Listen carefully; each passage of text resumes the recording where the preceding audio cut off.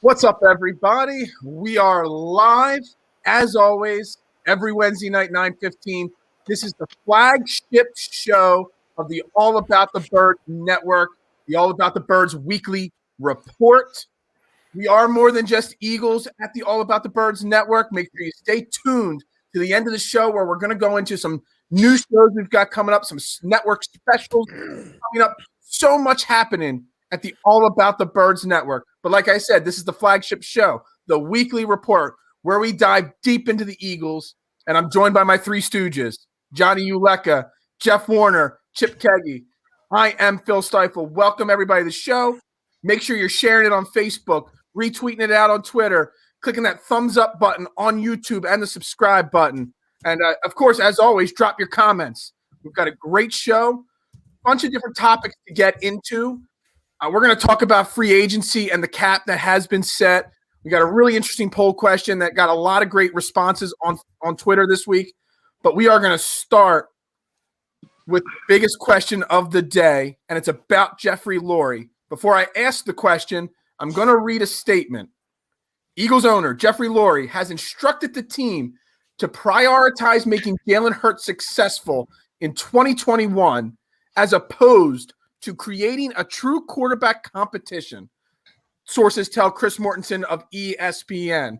So, based off of that statement, is Jeffrey Lurie making this statement and meddling in player decisions good or bad for this team? Let's jump right in with you here. I knew you were going to raise your hand. Chip, jump right in on here. I was doing my show Monday night, and so I forget who put it in the comment, but they came up with what I will now forever call Jeffrey Lurie, and that is Jeffrey Jones. Jeffrey Lurie so badly wants to be Jerry Jones, and it is what is happening is the meddling in team decisions is terrible.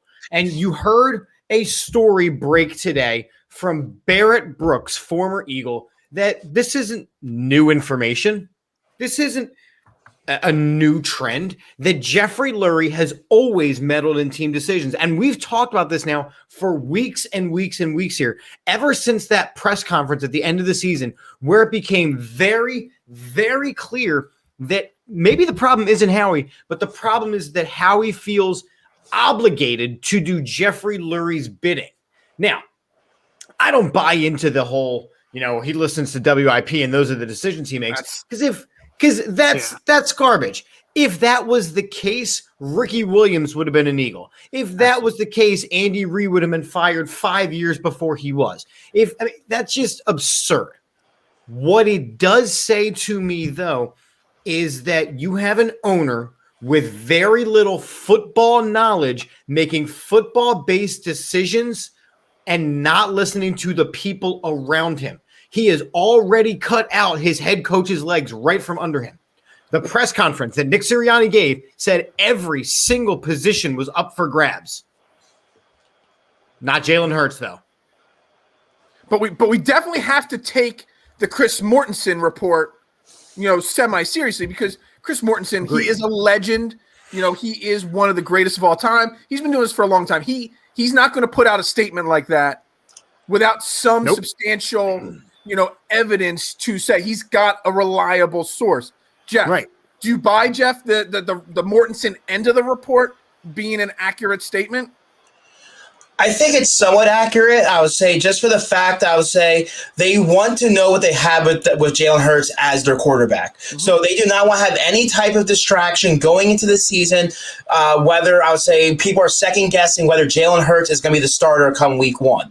Now, I know there was a report after this from Inside the Birds. Adam Kaplan and Jeff Mosher said that they feel, and they heard some reports, that they're still going to bring a guy in here that somewhat push Hurts. But I feel the statement might have been a little bit overblown from Mortensen. And I think they're just trying to say I think what he was trying to get at was that Lurie's probably telling the front office to get weapons around him, build this offense, and build some get some pieces for him so he can be successful if he is the starter. So I buy it a little bit, but I would say there's still always going to be competition, I feel. And I'll say I feel Mosher and Adam Kaplan are more involved and in tune with the team and their sources, where Mortensen, he's a national reporter, he does a great job, but we don't know what type of people he's actually talking to that has this in-depth situation or information. I had a follow-up question, but Matt brings up his question that they're learning from their mistakes here.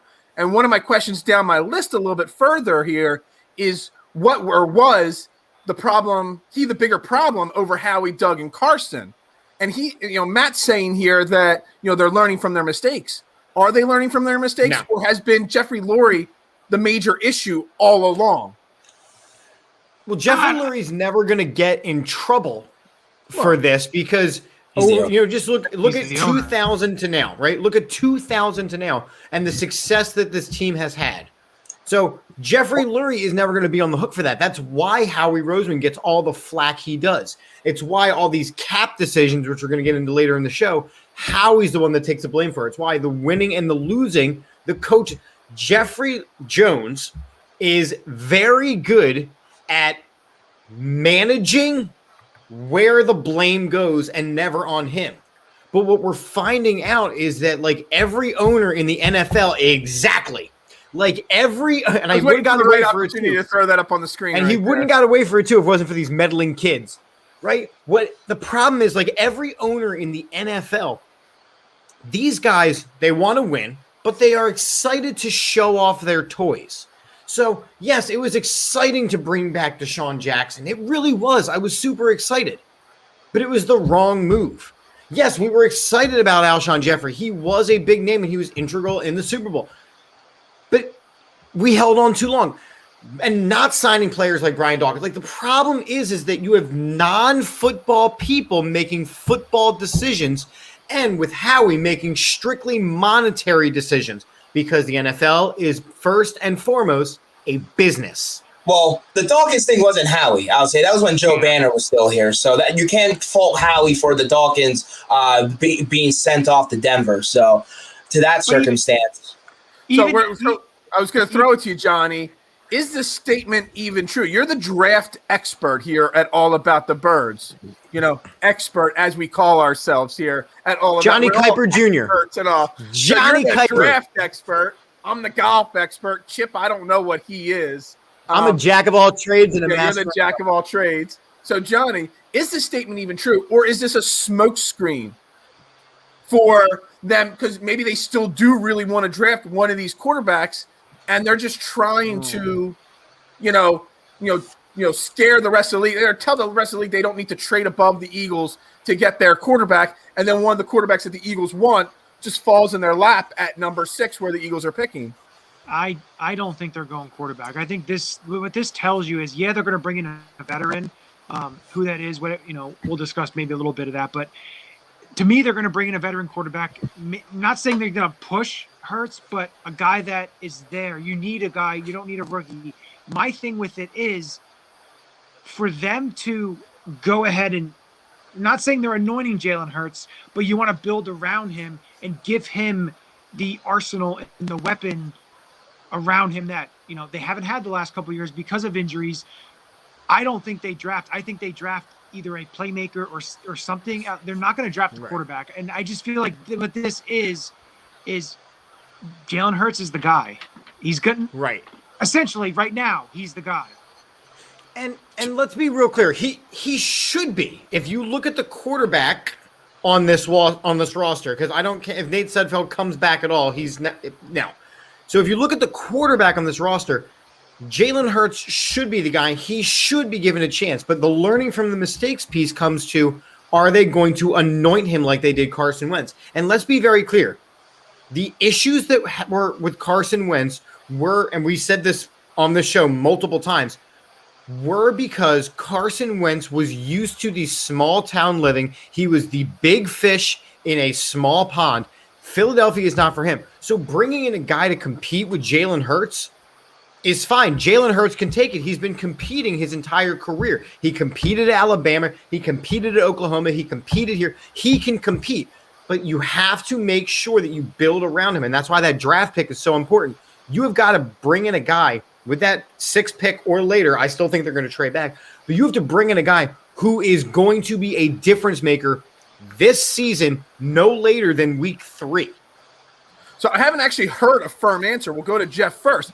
Is what Jeffrey Lurie's doing and making statements like this, or wherever the leak of this statement is coming from, is it good or bad for the team moving forward to have an owner that's meddling with the pesky kids, in decision-making of an NFL franchise? I'll say it's bad. I understand he's the owner of the franchise. He wants input, but he's not Jerry Jones. He doesn't have a football background. This guy was a freaking Hollywood producer, director. But hold on real quick. He has a football background because he's been the owner since 95, 93, whenever it was. So he's been the owner for well over 25 years now. But he's not a guy, I'm saying, that has either played the game or studied the game, or it was an analyst or something along those lines. He doesn't have the football IQ that he is bringing, that he hires people to do. Now, I understand the reason why he's doing what he's probably doing is because when Chip Kelly was here, Chip Kelly wanted way too much more control and basically took over the franchise and basically almost turned into a dumpster fire. So the fact that I would say, after that predicament, Lurie looked in his mind and looked at that situation and said, "I'm never letting this happen again. I'm gonna have my input. I'm gonna make sure this organization is run to the best of my ability." Because I'll say he got lucky. I'll say when he hired Andy, he had all the faith in Andy Reid to build that franchise up from the ground up and put it. Collaborated to do it right. Absolutely. Exactly. So I'll say we didn't have that with Chip. We didn't have that with Doug. And I think because I would say he doesn't want head coaches have too much control. That's why he's giving Howie as much leeway as he is, because he has faith in Howie, which he hasn't shown to the fan base to be receptive and be the guy that we hope he could be as the GM to assemble this quality football team. So I don't know. And ultimately, I would say Lurie, I would say if it's true that he wanted Jalen Hurts or some of these picks, he's one to blame. I know Howie wants to get all this. We're giving Howie all the slack because of his GM because we think he's making the selections. But if it is true that Lurie's the one making these decisions and having final say, he should be the one on the chopping block, which is never going to happen until he sells the team. But he needs to step back and let these guys that he's paying the big dollars do their damn job. But Jeff, you talk about he lucked into Andy Reid, but look at all the coaches he hired. You can't say the Ray Rhodes, they made the playoffs in 95 and 96. You get but Andy they were Reid, still a 3-14 football team heading into Andy's first year. Andy helped build that franchise. I'm not saying we didn't have I'm not saying we didn't have quality coaches beforehand or the assistants and all that type of stuff. And Ray Rhodes, I know where you're going to go with. You're going to say the draft and he had players in place, but Andy still was the guy in charge that helped put us in position and had the final decision making to put that team in contention year in and year out. Enough said. So, Johnny, your chance to answer it. Is it the right move or not for him to be making these kind of meddling comments? I don't know if they're making meddling decisions, meddling comments. The thing is, I understand the owner part, but he is the owner. When there's a financial decision, when there's a decision to be made, he is the owner. I guarantee he had to approve taking the cap hit on Carson Wentz as the owner. Exactly. And you think about it, I'm going to throw it to you, Phil, with this question. You're the owner of your own business. If there's people that are management or whatever, you have a manager or you have something, whatever it is, and you have to, although you're the owner, you make that final decision. You're getting any type of big decisions you can't let someone else make. Making picks and everything, I understand that. Okay, he shouldn't be making picks, but this is a lot of hearsay and a lot of, who's making these remarks. Like the whole thing with the whole Barrett Brooks and saying about the whole Jimmy Johnson. But the comments are coming from, we're talking about the Chris Mortensen comments. And I don't want to throw shade at, Brandon Brooks, but Chris Mortensen is a viable media member. He is someone that's been around for a long time. Maybe I'm overvaluing Chris Mortensen. Maybe I'm not. But if Chris Mortensen says something, I'm going to believe it 100 out of 100 times. All I say is what he's doing is what a lot of owners do, and you may not hear about. I think that's just what people need to understand too, because John Harbaugh also talked about in terms of ownership meddling. So, owners are going to be involved. I have a bigger issue with this though, and you've seen it since the season ended, the Eagles season ended, is that all these leaks that are coming out, all of these reports that are coming out of Philadelphia, one thing that Lurie is doing that is infuriating as a fan is he is making sure the Eagles never leave the national news. He is giving, and it's great as a podcast. Making money, basically. As a podcaster for the Philadelphia Eagles, I love it because he gives us our topics to talk about each week. It's fantastic. The shows write themselves. But at some point, like he did all the Carson Wentz talk during Super Bowl week, it wasn't about him. And you've got Eagles fans arguing and debate.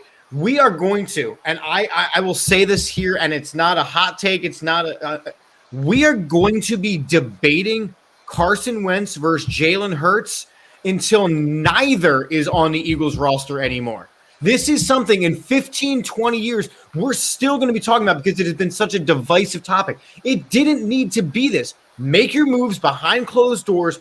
Do what you need to do. Be the owner, but stop doing the look at me routine. So that's a great transition because I want to go back to something you said at the very beginning, Chip, of the episode. Okay, before I do that, Matt, again, with a great comment here. Jerry Jones hasn't won since Jeffrey took ownership of the Birds. It's so true. I mean, they haven't won a Super Bowl since then. But on the flip side, so you brought up.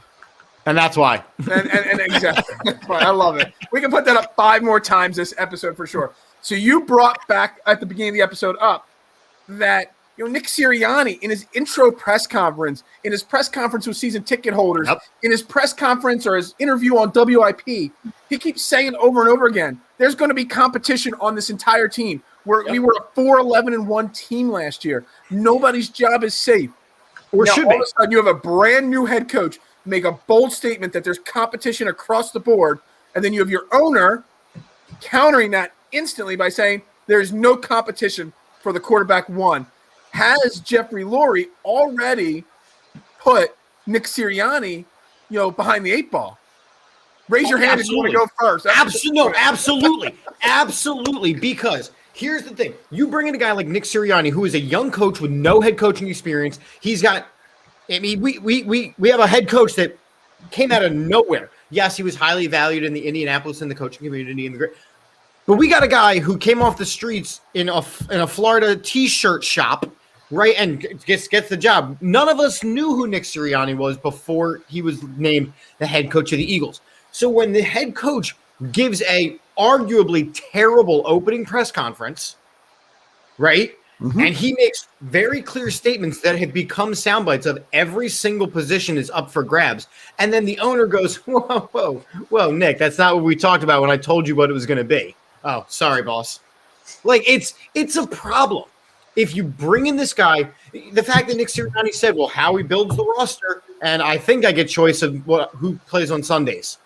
Like, you have a puppet as the head coach because the owner is working the strings of the GM who's working the strings of the head coach. It is an issue. Jeff, anything to add on the Sirianni having his power, usurped already by Lurie's comments here? No, I would say because ultimately it was brought up before that I would say Howie was going to be the one assembling this roster for the 53-man roster anyway. So I feel even before all of this, Sirianni's power was already somewhat taken away, and his main responsibility is going to be getting whoever team they assemble the 53-man roster that he's going to put on game day. But what really I would say, I know Phil, you brought up about the draft before. I would say you thought it might help them, I would say, because of if a quarterback falls to them, they take a quarterback. I honestly don't feel it helps them. I would say the fact that this leaked out and other organizations now know that the Eagles are not going to be looking at quarterback. And I would say look at the teams behind them. I would say that might be a quarterback need team. Some of these teams that need a quarterback behind the Eagles, they might feel there's no need to trade up now. I would say, or at least to the Eagles spot. I would say you just take a random team like Carolina, who's at the 8th spot. They might not need to trade up to 6, say, with the Eagles or 5. So they're actually doing themselves a disservice there for sure. So yeah, and is this part of the smartest man in the room routine? Like, are they trying to go, okay, wait, we know we're going to take a quarterback, and if we tell everybody that Jalen Hurts is our quarterback, then they won't. Like, is this another part of that whole smartest man in the room? We're going to trick everybody. Just stop. Do things behind closed doors. Believe it or not, it'll be okay. Yeah, I agree with you. Johnny, you got something to add to this on the Sirianni part of it? Brand new head coach. What I really took from it was that they want to surround the offense. What Jeffrey Lurie has talked about is about he loves offense, which to me, he's saying is he wants to put the best players out there to help Jalen Hurts succeed. So for me, it's just looking at what they're going to do with the offense and how they're going to improve that facet of the team, because we know it needs improvement. Right. Yeah. And I agree. Some of the comments that have been rolling in, and especially about the great comments rolling in, everybody. I'm trying to get this to them all. And one of the comments that I keep seeing is like Jalen Hurts did enough versus Jalen Hurts didn't do enough. Jalen Hurts didn't do enough to be given the job. He did enough to be given an opportunity, but he did not do enough to be given the job. So the fact that there is no competition, and there are so many, and you're seeing your Fitzpatricks available. You're seeing your Alex Smiths available. You're seeing all of these things available, which is great. But you also hear things like, oh, well, Chase Daniel is looking for a trade to go mentor somebody. Don't you dare. Don't you dare. No, not at his cap hit. No, you don't want him. So you say he didn't do enough for the competition. To be given the job. Did enough to make him not need competition. They drafted him with a second-round pick. Yep. They got rid of their franchise quarterback that they paid $130 million, whatever, $40 million cap hit. So the Eagles did enough to eliminate that cap hit. So do you know what I'm getting at there? Like, absolutely, so he doesn't need to prove himself because the Eagles back themselves as an organization, back themselves into a corner where they have no choice but to give Jalen Hurts the unequivocal Right. quarterback one tag right from the get-go. There is no doubt, based on everything that the Philadelphia Eagles did to get Jalen Hurts to the quarterback one spot, that he has to be QB1. Yeah. With that said, you are telling a kid who started 4 games mediocrely that he is now the starting quarterback of the Philadelphia Eagles. He hasn't earned that. No. Now, the Eagles did everything to make sure that he is that, but he did not earn that. That's why Nick Sirianni is saying this team, every spot is available because we had a garbage record. It needed to be that way. Let Jalen Hurts go out there and compete. Let the team rally around him that not even the quarterback is safe, but I'm going to work my ass off to win this job. They're not doing that, and that's an issue. It's an issue. Yeah. All right. Any final comments before we wrap this segment of the show up to move on to the accounting section of the show? Just this. That's just this. Yeah. Let's just throw that up there. Leave it I up there like for the 3 eyes. seconds so everyone can soak in what our organization has become. I really wish, Johnny, you could have made that like with a video. So he was the eagle was actually ripping the mask off of the face and all. That would have been like major clutch, but good job with that graphic there.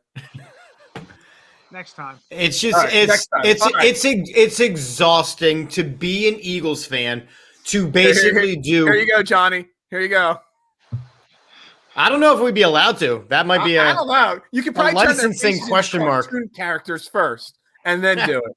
Yeah, we got to make sure that Scooby-Doo doesn't have any dark past we need to edit out of.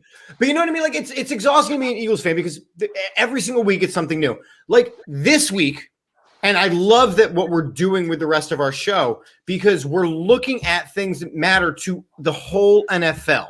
Mm-hmm. Other football teams aren't dealing with this garbage unless they're the Dallas Cowboys. And even the Dallas Cowboys were like, all right, we're going to pay our quarterback, who is a quarterback one. We're going to dramatically overpay him, but we're handling it. It's a great transition because the NFL, everybody's blaming the Eagles for their cap situation. And yes, the Eagles are in cap hell, to start this offseason.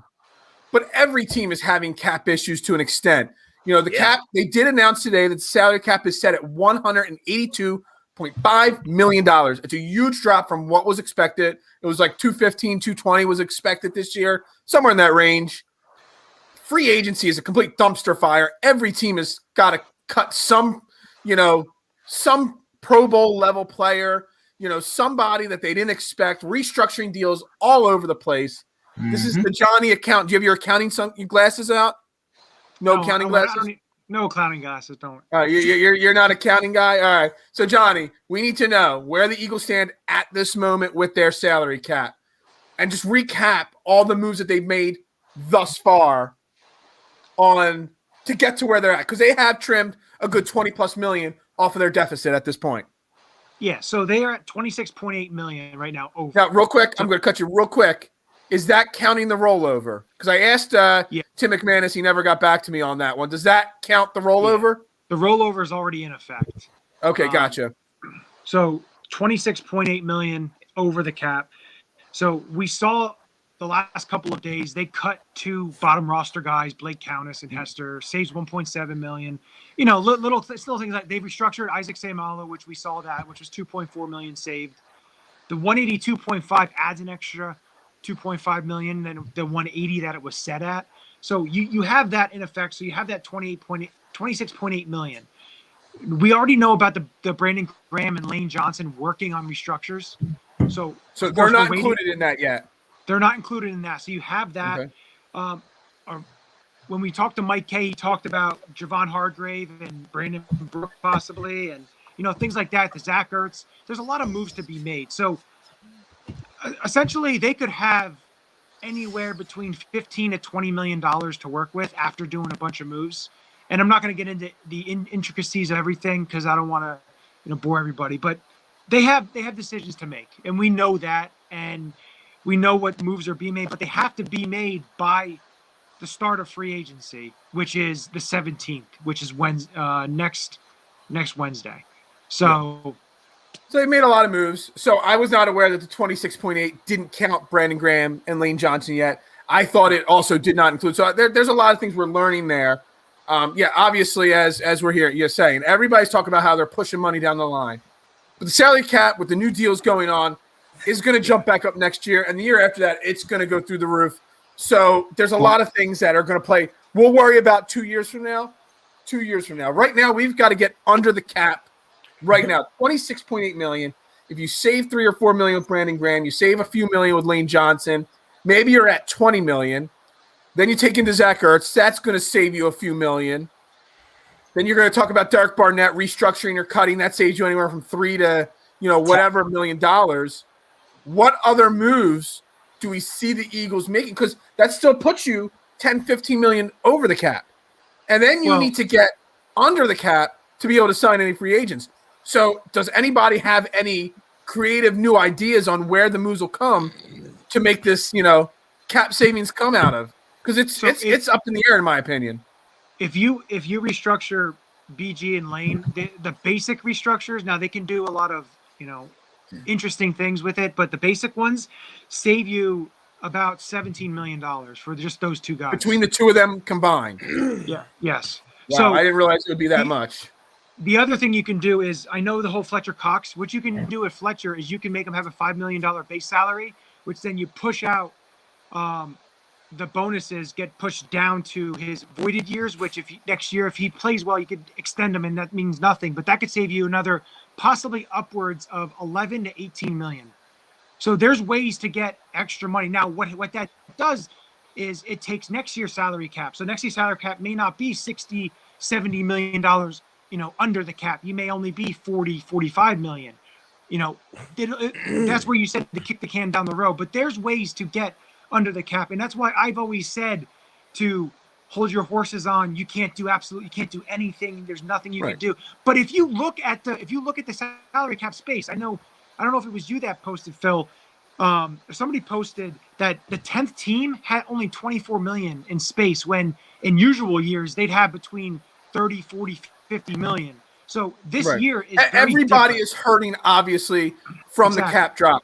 But and you look at some of the players saying that we have to take into account the 10 million that's going to go to our draft picks. Now, personally, I see the Eagles getting rid of some of those draft picks, trading them for future picks or whatever they have to do, because drafting 10 players when you're cap strapped, it's not a smart move. You got other comments here. But they need cheap players at depth. Especially special teamers and all that type of stuff. So at those rookie deals, they might use most of those picks. And the two compensation picks they got, you can't trade those. So they have to make those picks, definitely.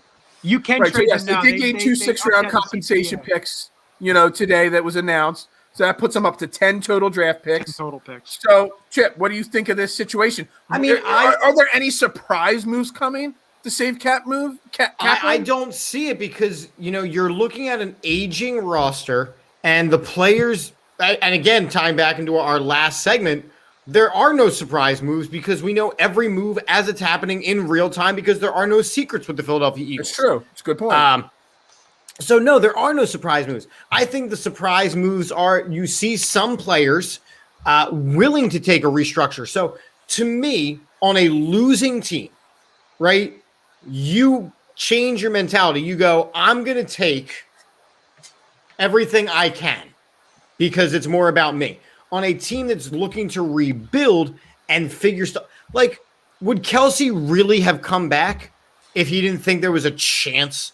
Would Lane Johnson and would he have restructured? Would these players have taken out of their own pockets for the good of the team if they didn't think there was a team to do good for? Yes, actually, because they're getting that guaranteed money. Once you hit the open market, if you just got cut to save that money, once you hit that open market, there's no guarantee that a team's going to pay you what you were already going to get here. You look at some of the names, we're going to get into it in a minute. You look at the Hunter Henrys and the Jonas Smiths, two Pro Bowl caliber tight ends that were cut. They might not get the money that the teams are saving by cutting them. They might not get that on the open market. So I think there's a lot to it. This is a great point here from Johnny Higgins. We've talked about them trading back. Chip, you believe that they're going to trade back. I think they're going to trade back deep. Picks. You trade from from 6 down to 12 or wherever you say, you're going to gain future picks for future years in that, but you're also saving money. You trade back in the second round, the third round, the sixth round. You trade back anywhere for future picks. But then But then I was sorry to cut you off. But then you bitch about the guys that they pass up. If they pass up on the guys like Kyle Pitts or Chase or Smith or some of these big impactful playmakers on the offensive and defense side of the football, then we're going to be blowing up Howie and Jeffrey if he's making the decisions. Absolutely. Great point, Jeff. And Jeff, the funny thing about that is what happens if you say, we'll trade to 12 with San Francisco, and then all of a sudden Kyle Pitts drops to number 10 and is selected by the Dallas Cowboys. And then you're going to have a whole CeeDee Lamb rehash of all that stuff because you're going to miss out. And I understand that. But again, there's risks in that. And Howie has put us in a position where we're in a cap situation. So we have to look at all the different aspects. Agreed. And under the cap to save as much money. As everybody's saying, kicking the tires, not to do too much of that. These are all things that are results of the situation we're in right now. But you need, once again, you need two to tango. So you can't just trade back to trade back. You need another team involved. It's the same thing last year. Everyone says, why couldn't we trade up where the Falcons were to get in front of Dallas to get CeeDee Lamb? Obviously, they couldn't come to an agreement. You can't just force a team to make a trade because you want a guy. That I'll say, the only way you trade back is if your guy that you have on the top of your board when you expect to pick or wherever you want to go is definitely going to be there. Otherwise, I'll say you might move back if you feel he's going to drop and then move back again if he's taken or feel he's going to drop more. But again, it's also tying into the finances of it. Drafting a player at 6 is something the Eagles really can't afford to do right now. But it's not as bad as years past. I'll say it's still capped and strapped. Rookie deals are a little bit more friendlier now than they were when the Sam Bradfords and all these first-round picks when they got drafted first overall. Now, David's comment here. I'd be super happy with the entire draft. What happened? And if we got Chase and Asante Jr. in round 2, that'd be a great draft. But Johnny brings up another good point here. You can't have a draft strategy based solely around, making sure Dallas doesn't get one specific player. No. It's a really good point. But you can have a draft strategy based around the fact that you are competing in the NFC East. And in order to make the playoffs, the most surefire way to do that is to win that. So you can draft players that will complement winning those 6 games. But I will also add on, and I feel like we talked about this either on this show or one of our other shows, but there is no way to win this draft if you are Howie Roseman and Jeffrey Jones. There's no way to win it because if you don't draft Pitts, half the people are going to be pissed off. If you don't draft Chase, half the people are going to be pissed off. If you don't trade back, half the people. No way you win this. If you draft a quarterback, that's how you win, by getting everybody to hate you. Everyone's going to have their preference on who they feel they should take. All I care about is an impactful player that's going to be on this roster for the foreseeable future to build us towards back to a winning organization. That's all I care about. An impactful player that wasn't impactful just in college, but also makes an immediate impact in 2021. Exactly. By the third week. That's what I said. Absolutely. When you're picking at 6, if you pick at 6, if you pick in the top 6 or 7 of an NFL draft, your player better make an impact week 1. All right, so Jeff, we're going to lead to you here. Okay. Obviously, I think you commented on Twitter and all. I mean, and on Facebook all day and all week that players are getting dropped and cut from teams. Yeah. Left and right. I mean, it's a total dumpster fire. It's not just the Eagles that are in cap hell. No. Do you want to run down any of the surprising cuts that have been made? Some of the surprising players that are now free agents, and then I'll throw it to the other guys. Anybody that has surprised you that has been cut? Well, of course, I'll say some of the big names that were released or they're going to be taking the free agent market. Like you said, Hunter Henry, the tight end, I'll say, which is going to affect the Eagles. Trades. We'll have to get into that in a second with Zach Ertz. And then I'll say big wide receiver Kenny Golladay from the Detroit Lions, who we would all love. And it would be perfect for us in a situation if we had money. But of course, we're not going to be able to compete with the salary that he's probably going to command. They're not getting the franchise tag, so they'll be. Well, yeah, right. These are all the guys that are becoming available because the Detroit, if the cap wasn't in the situation it is, Yep. Detroit might have been able to find a way to keep Kenny Galladay. And then I would say Emmanuel Sanders, who's up there in age but still a serviceable wide receiver, I would say could be an option for the Eagles, I feel, depending on what type of salary. And I would say, and depending on what they can get at their numbers. And there's new names left and right every single day. Like I said, it's basically the pink slip list. It just keeps on getting bigger and bigger and bigger because the Eagles aren't the only one that is trying to look for the future. And I know everyone keeps on saying kicking the can down the road and moving the salary and all that. It's either kick the can down the road and move the salary further throughout these contracts, or completely gut the football team like some of these other organizations are doing for moving on from quality. Which I will say, that's a key word there. I'm surprised the Eagles, I mean, we had Deshaun Jackson is only technically the only major cut the Eagles have made. I mean, I know they cut some minor guys to save a few pennies. I'm surprised we haven't seen any other Eagles cut. They're doing the kick the tires, where other teams are just cutting losses with players. But I really want to dive into what you said there, Jeff. Hunter Henry, Jonas Smith, they got cut. Yeah. That just crushes the tight end market, in my opinion, for Zach Ertz. Now, Zach Ertz, before last year, when we first started this podcast, we talked on shows last summer. Should we trade Zach Ertz or Dallas Goedert? Should we keep both of them?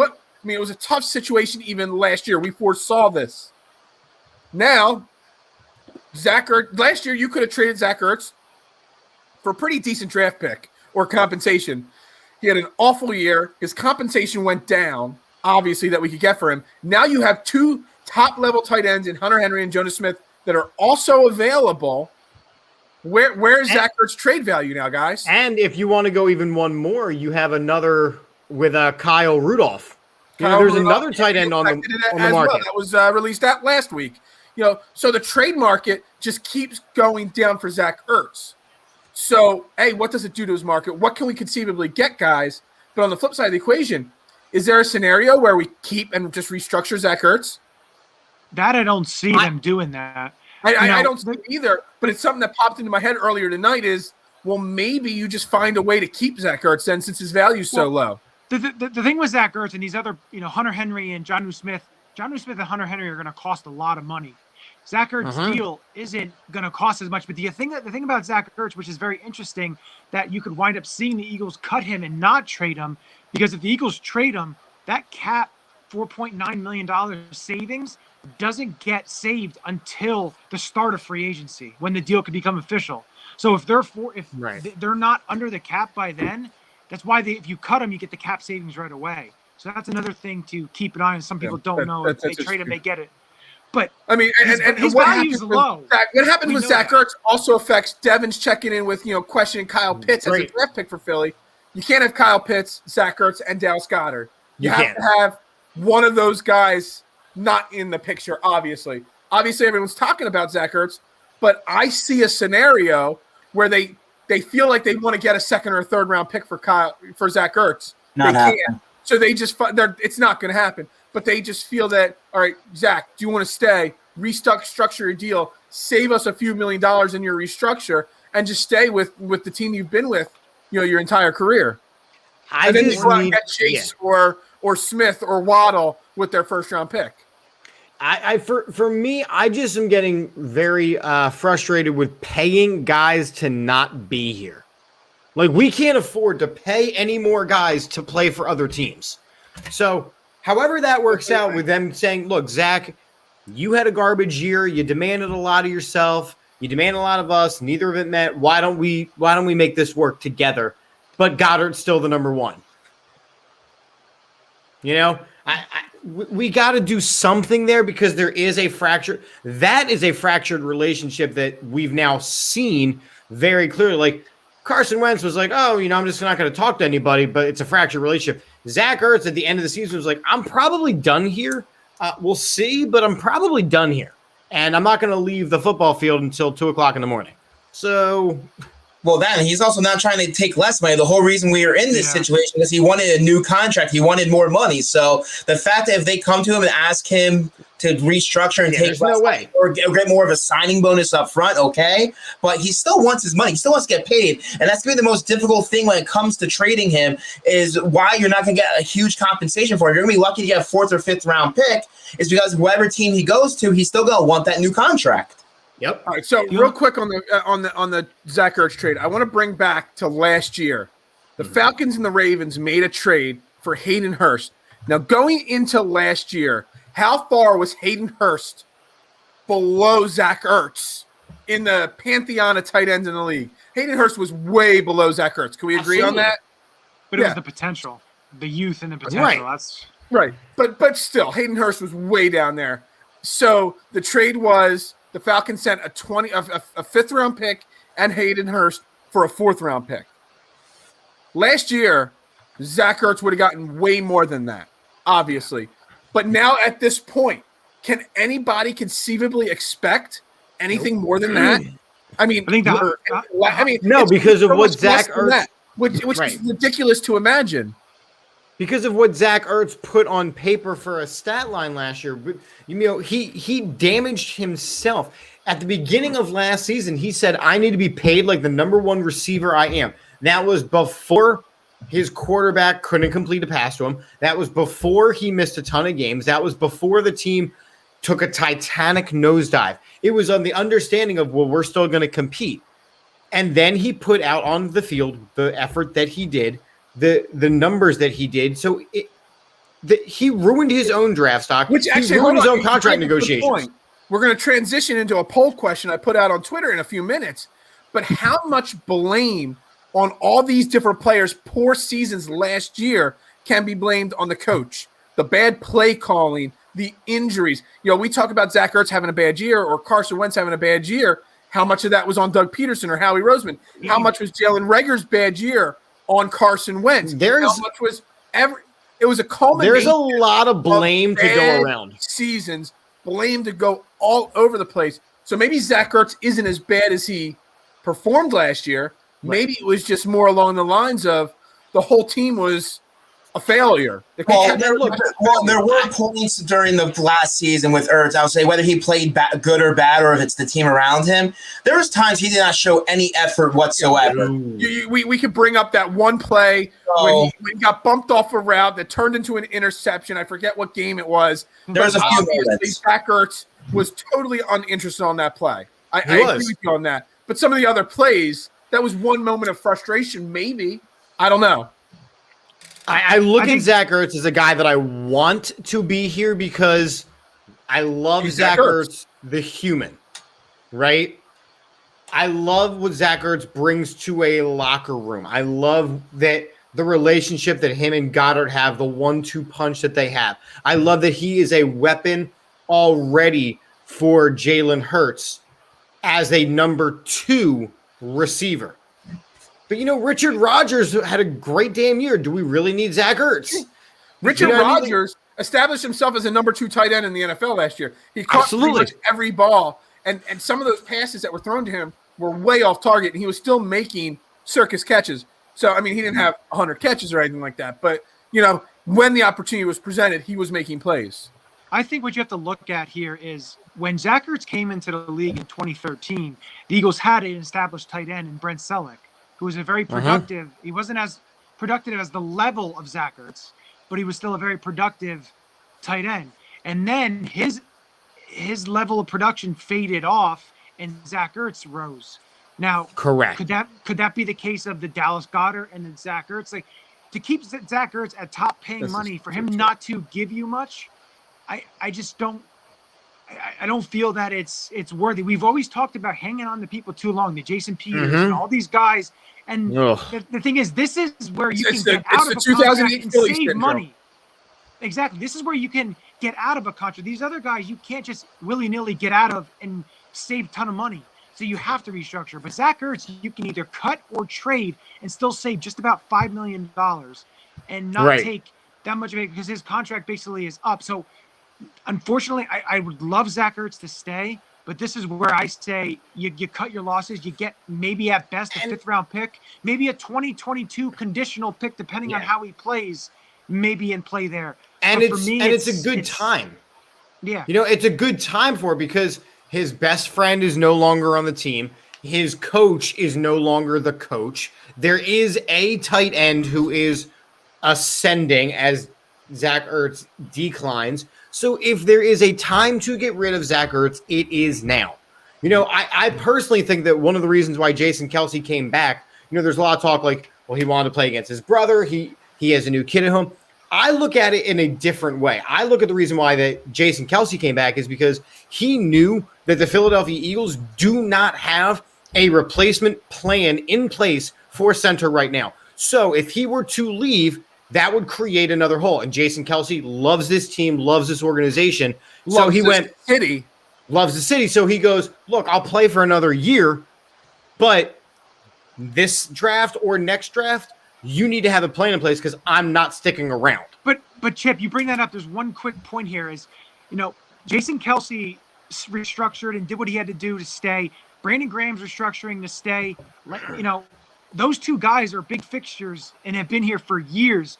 And a lot of people said it's organizational failure. What does it say that these two guys still want to stay for this organization and play for this team and play for this organization? It says a lot. It says a lot because then Zach Ertz at the beginning of last season was like, pay me. Yeah. Pay me big. And then he put up a dud of a year. So now because he didn't get paid. It's going to say a lot to me of what happens here. Does he take the restructure to still be here and be a team guy? Or does he go, nope, I'm gone. Peace out. All right, let's transition. All right, again, this is the All About the Birds flagship show, the All About the Birds weekly report. Keep the comments coming. This is great. Keep the sharing. This has been a great show so far. We've got a lot of great stuff going on. We're going to transition to our third segment. Put out a poll. And I've been doing this thing now on Twitter for a couple of weeks now. Every week I put out a poll, a random Eagles question. I might transition some Phillies and Sixers questions later on down the line as those seasons continue on or get started. But Phil, your questions are actually good. They're not like clickbait. They're not clickbait. It's not just another Carson Wentz question over and over and over and over. And I try to mix it up a little bit. And I try to make the questions, like this week's question, I didn't put Jalen Hurts' name in it because I knew he would just dominate the answers. So this week's poll question was, what young Eagles player not named Jalen Hurts step up the most next season for any form of success next year for the Eagles? Now, there's been over 600 votes in just about a day and a half of this being up. Miles Sanders has got 21% of the votes. Option 2, Jordan Mailata, has 14% of the votes. Jalen Reagor has 62% of the votes, which I'm surprised he's that far ahead of everybody. And then I put other as 2%, which, we've got a boatload of names in the other category that were dropped in the comments. I'll get into them based off of what these other guys say here. But so it's Miles Sanders, Jordan Mailata, Jalen Reagor, or other. Chip, go first. Where would you put your vote, or where did you put your vote? I put my vote for Miles Sanders. I'm glad you have a kid who did not get enough opportunity under the Peterson regime. You have a kid who his yards per carry were incredible. Holding on to the ball issues, catching the ball issues. But if you can, we see this all the time. If you can establish a good to great running game, you take an insane amount of pressure off of the quarterback. And with a young quarterback, with an aging offensive line and young wide receivers that are still developing, if you can solidify that, the easiest thing to do in the NFL is run the ball as an offensive lineman because you get to drive and push. So make that part simple. Make that part simple. And that starts with Sanders staying healthy, holding on to the ball, and getting more than, 18 carries maximum per game. Jeff, where's your vote going? Sanders, Mailata, Reagor, or other? It's a difficult decision. It really is because there's so many others. I really wish Twitter would add like 6 or 8 to the poll questions. They need to. There's so many names I wanted to put on there.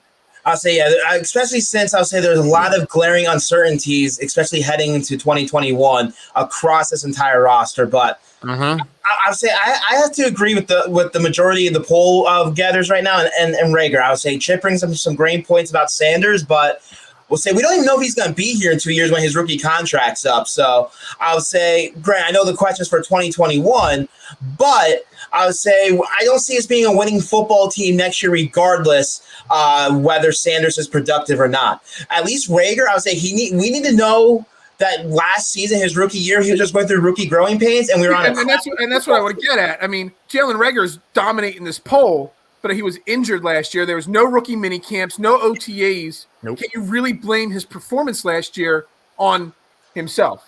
And I'll say wide receivers usually stick around a lot longer than running backs. So if he can solidify and live up to that first round talent and that first round selection that the Eagles rely on him on, and if they get another weapon in this year's draft or even next year's draft, you have a great tandem for the future. So I need to see a lot of growing pains and improvement from Jalen Rager this year, that he can be that big play threat that Doug Peterson and the front office thought from him last season. But the one thing you said is usually wide receivers last a lot longer than running backs, and that nine times out of 10 is true.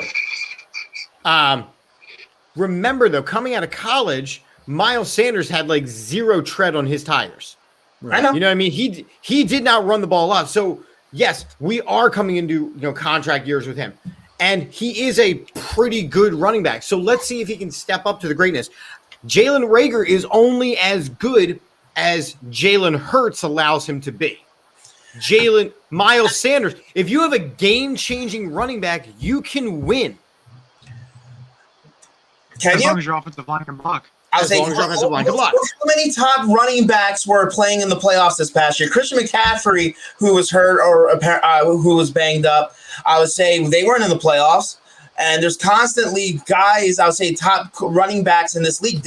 Derrick Henry, they were first. Didn't they lose in the first round or second round? So I'll say it's good to have a running back. I have nothing against Miles Sanders because he's a tremendous talent.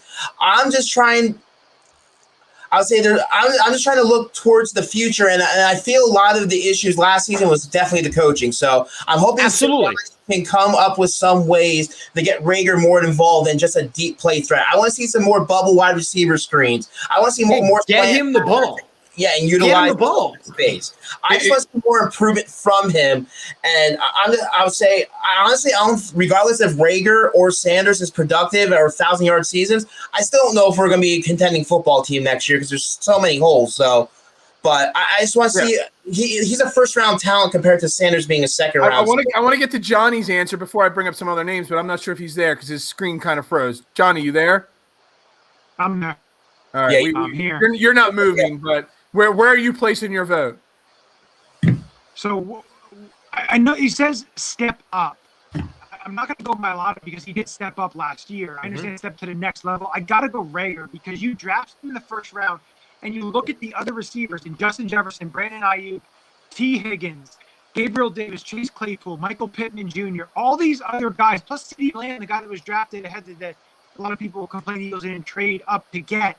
You have all these guys that were productive last year, and I know that Rager was hurt, and I understand that. But when you are a first-round drafted talent, hurt or not, you have to take the next step, and that's what we need to see. We need to see that next step taken, because if this guy is going to be the speed threat, this game-changing type of player that we all thought he was coming out of TCU, or we hope he is, that's the person that we need to see take that next step, because the way the offenses are in this league, it's a passing league. It's a league that you get a lot of production out of your receivers. The Eagles need to get the production out of the receivers that they draft high, especially Rager. All right. Right. And I think out of everybody, Rager is in the best chance to succeed because of the fact they brought in Sirianni, who was a former wide receivers coach. Like, he knows how to play. So that's actually a great transition to something I was going to say. So I think that Rager has the best chance to succeed. I just think that Sanders needs to step up so that everyone else can succeed. I think the most important player is Jordan Mailata. left tackle is one of the most important and underrated positions in the NFL. You want to keep your quarterback upright. You want to keep the pressure off his blind side. You need a left tackle. Jordan Mailata had glimpses and graded out according to that really, really reliable PFF grade system, as a number one left tackle several weeks last year. But again, what did he play? 10 games last year, 12 games he started last year? He played a lot.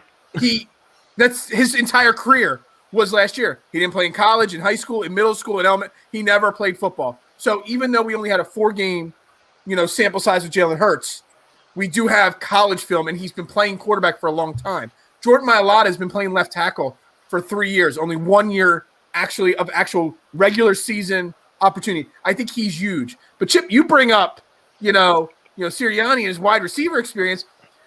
Ortega-Whiteside's still on the team. Stop it.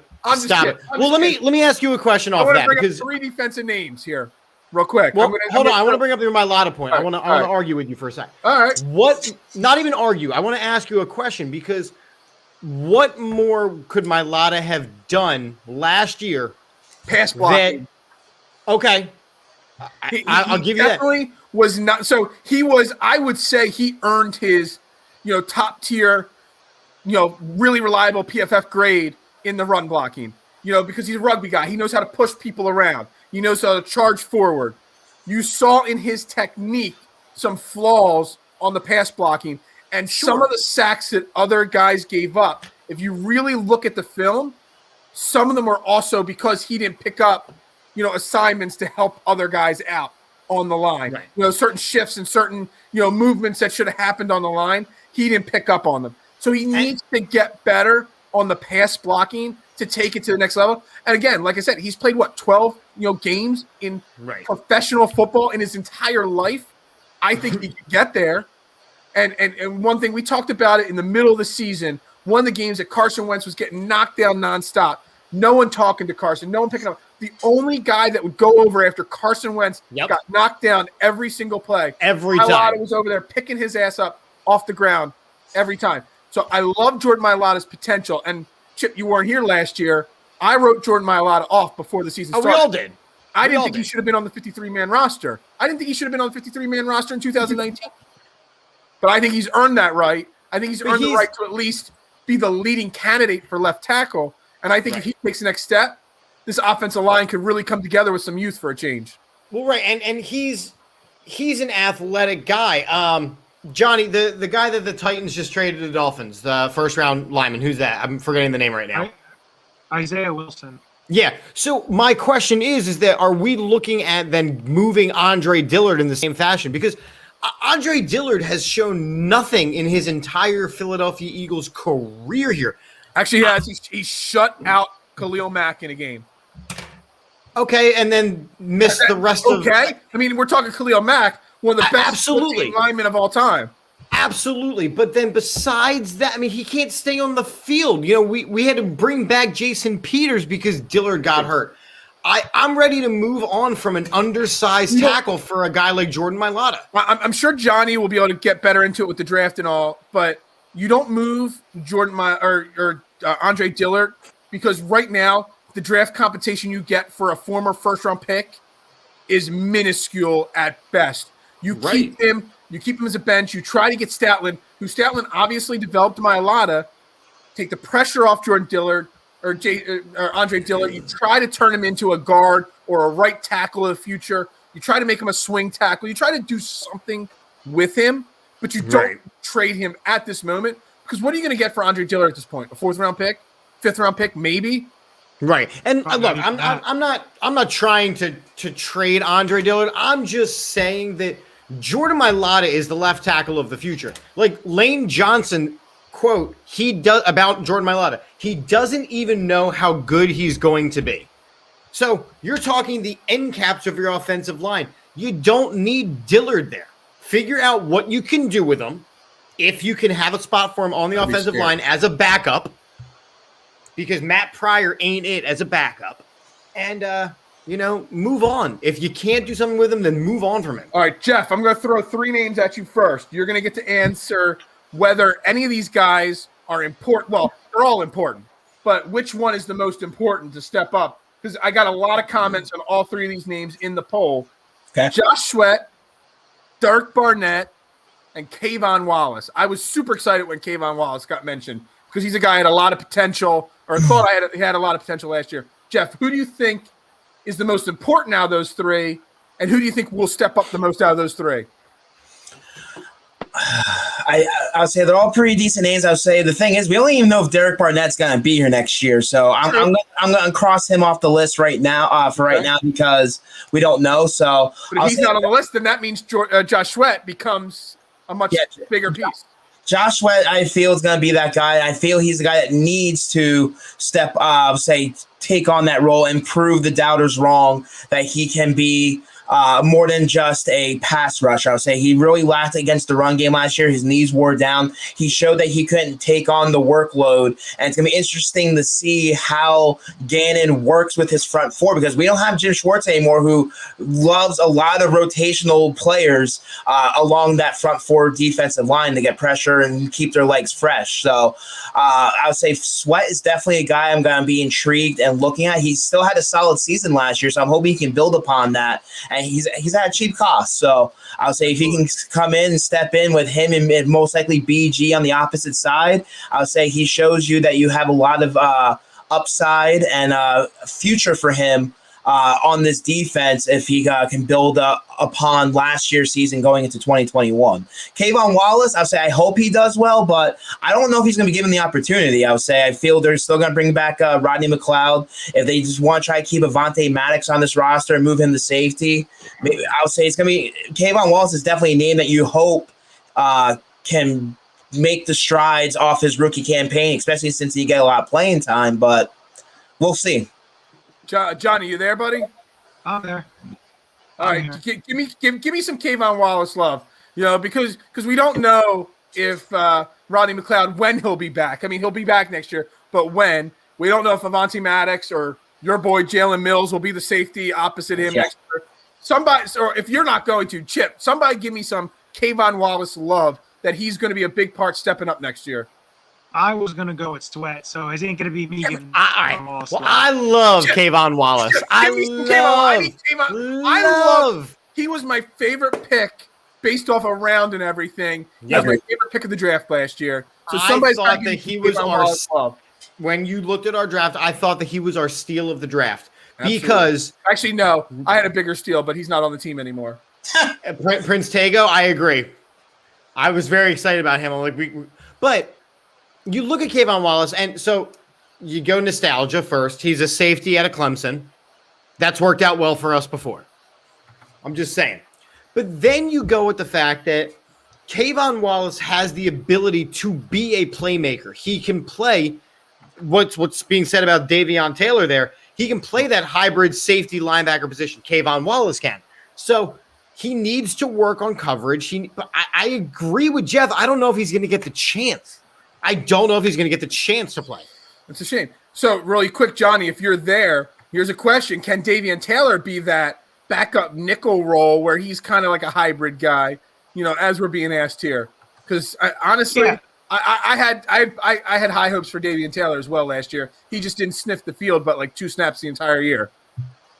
So the part about this defense, these defensive coordinator and/or assistant coaches, I know Davion Taylor didn't play a ton of football in high school, and then he had college only short with Colorado. But he's the type of player that this coaching staff could help mold him into something that could be, he can be valuable. And not saying he's going to be a star, but if he's able to be productive, and that's the biggest thing. You get with Kayvon Wallace. I'm not going to say Kayvon Wallace isn't going to be very good.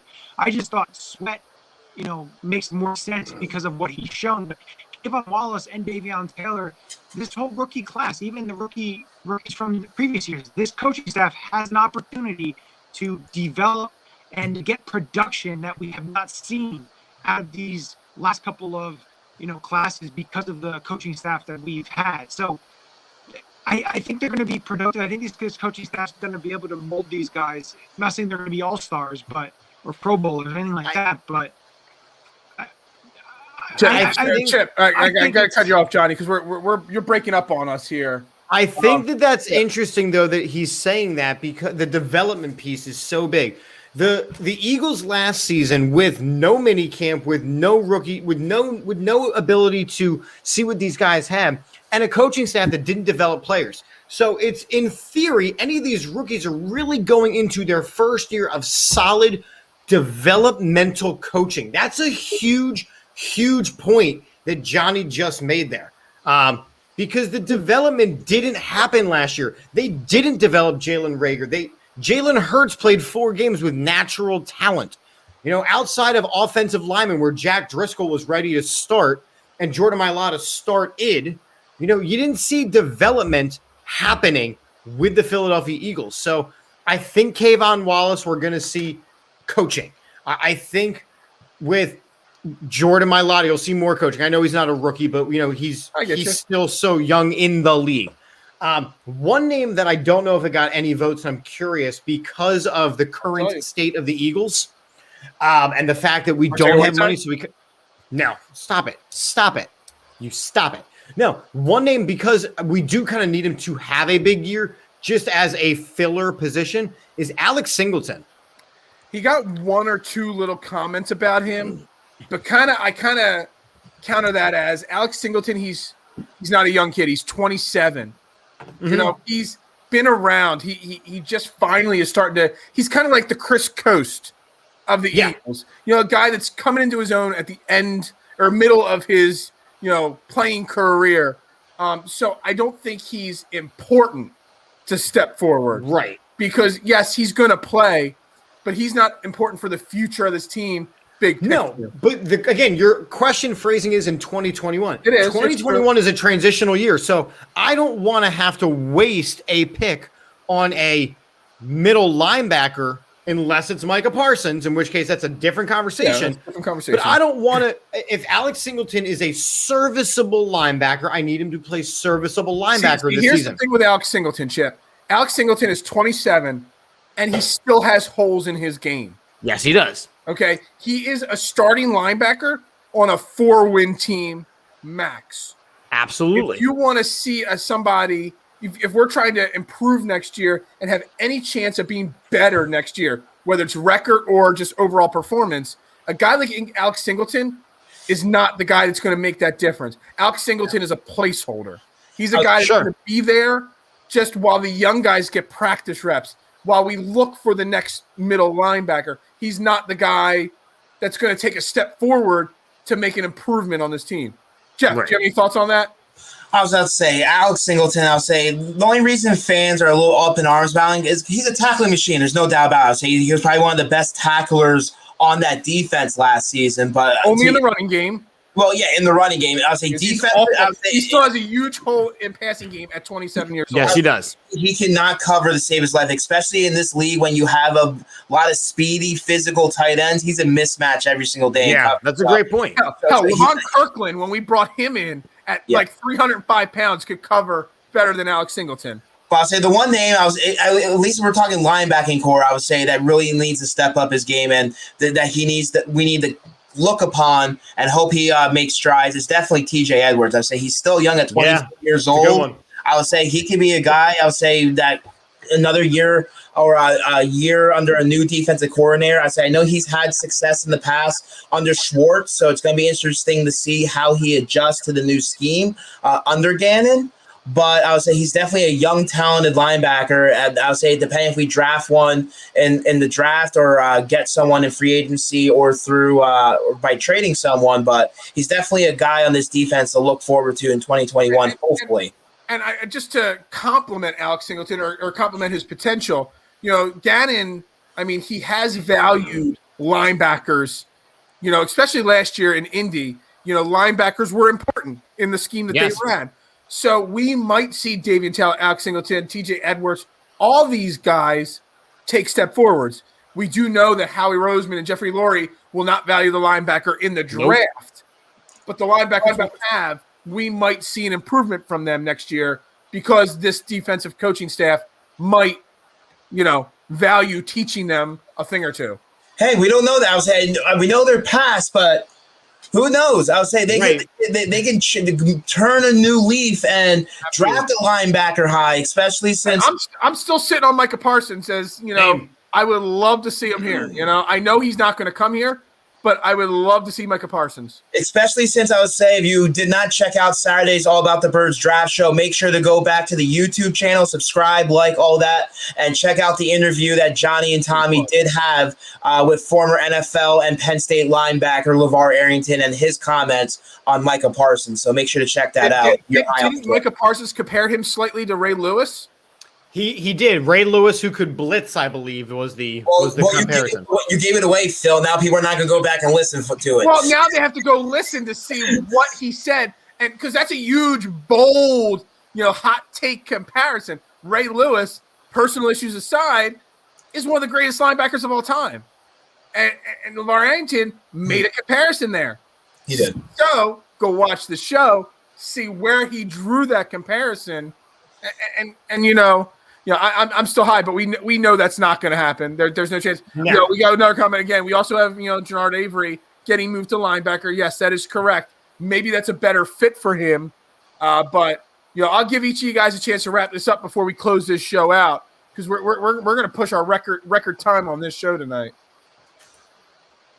No, we did a 2-hour one before. No, Yeah. Really? Yeah, he did. We did the big Christmas show. the Christmas show. Oh, the Christmas show. I forgot about the Christmas show. I was drinking all the Christmas wine that night. Look, I just by the time the draft rolls around, by the time summer camps roll around, by the time we're going to be so exhausted of having the same conversations. For me, the biggest takeaway is that the people who know football need to make the football decisions, and the people who sign the checks need to trust the people that they hired to make the football decisions. Right. That's my whole thing.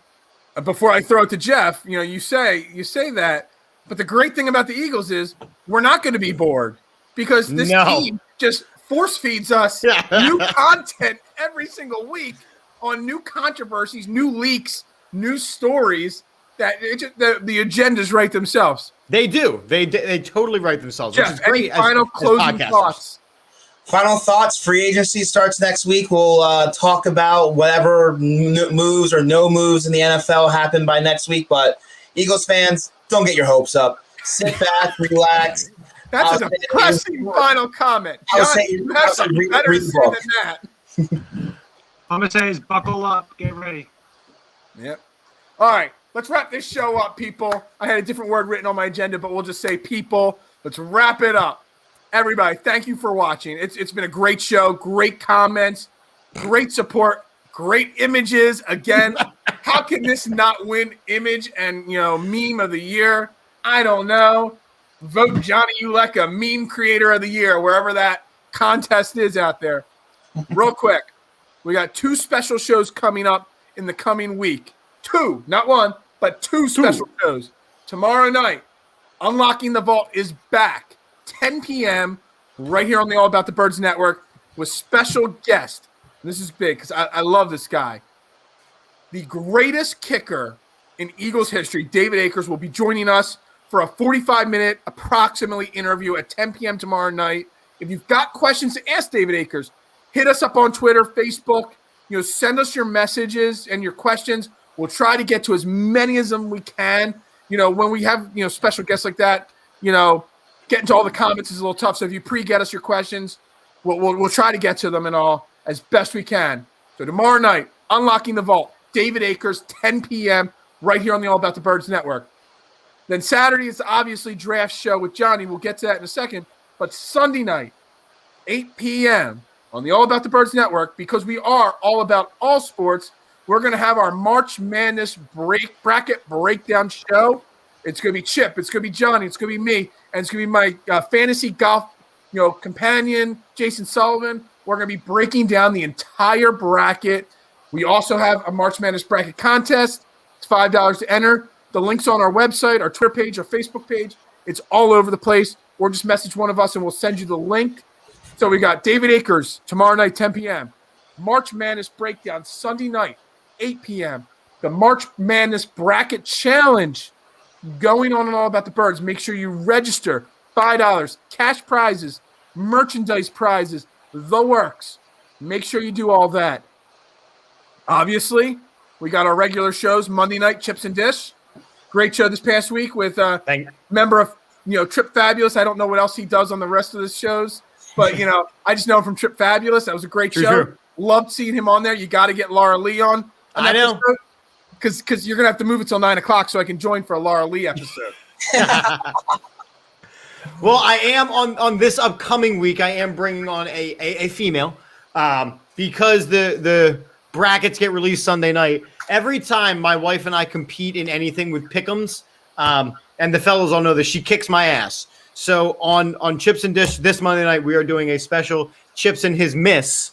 Love the name. It's a great name. Because we're gonna do her live picks on air and figure out how she seems to win things that I know more knowledge about, but she just wins. All right, Johnny, this upcoming week, Saturday night, 9 o'clock on the All About the Birds Draft Talk. What's the agenda coming up? Any special guests? Anything you want to promote? We are going to do a pre-free agency mock draft. So it's going to be a pretty intensive one with Tommy and I going back and forth with draft picks. Gotcha. And, of course, if you missed it last night, it's on the YouTube page. It's on the Anchor account. I did my Fairway to Heaven previewing the Players' Championship this weekend. My picks to win the event, Colin Morikawa, Tony Finau. We were joined by special guest Chris Yukzian. I can never say his name. I just know him as Chris E-Bomb on Twitter. It's way easier to say than his name. But again, we always do Fairway to Heaven every Tuesday night, 9 p.m., breaking down the PGA Tour. Jason and I, this is one of our favorite weeks of the year, the Players' Championship. Nothing's more famous than the 17th Island Green at TPC Sawgrass. So make sure you're always checking out our golf podcast on Tuesday nights. Jeff, anything to plug before we wrap this up?